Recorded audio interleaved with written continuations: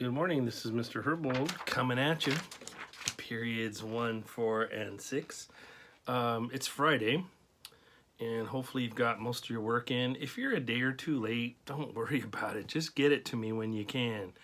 I know there's a timeline on there that says 11:59 on Friday, but if you turn it in on Saturday or Sunday or even Monday, don't worry about it. If you have any problems, always email me. I'll take care of it. I'm on this silly computer all day, so don't worry. Okay, so what did we learn today, or actually this week?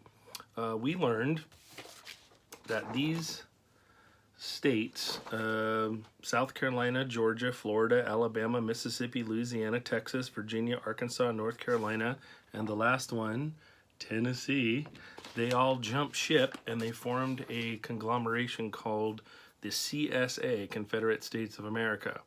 The last straw was Abraham Lincoln becoming president. That's it. We're out of here, because Abraham Lincoln stands for everything they're against.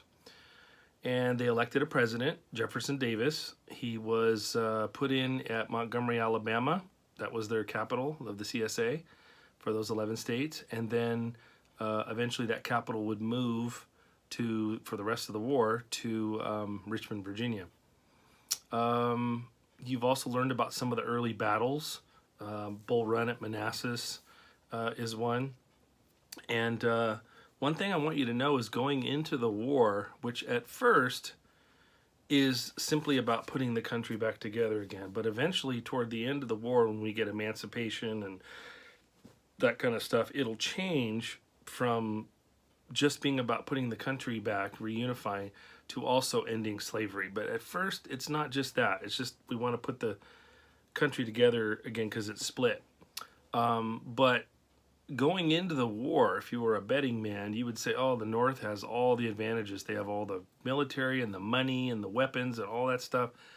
But they were woefully unprepared, and most of the battles will be taking place in southern locations, not in the North. So the North was very surprised when they fought that first battle. As a matter of fact, they said when the first battle, Manassas, came about, the local country people got picnic baskets together, and they put on their Sunday best, and they were going to go watch the slugfest, only to find out, whoa, the South they came to party. As a matter of fact, one of their leaders named Thomas Jackson, he was in charge of a regiment, and the observer saw that the northern guys were practically bouncing off his guys, and so somebody said, look, he's holding like a stone wall. So that's how he got his nickname, Stonewall Jackson. Anyway, so this coming week, starting Monday the 27th, we'll go through some of the earlier battles and the significance of territory, and how the blacks eventually are allowed to fight. And Abraham Lincoln issues an Emancipation Proclamation, which doesn't free slaves everywhere, only those in areas in direct rebellion with the Union, but more on that later. So hope you had a good week. Remember, if you have any problems, let me know, and have a great weekend. Turn the computer off, go out in your backyard and play. Stay safe, don't breathe on anybody, and we'll see you Monday.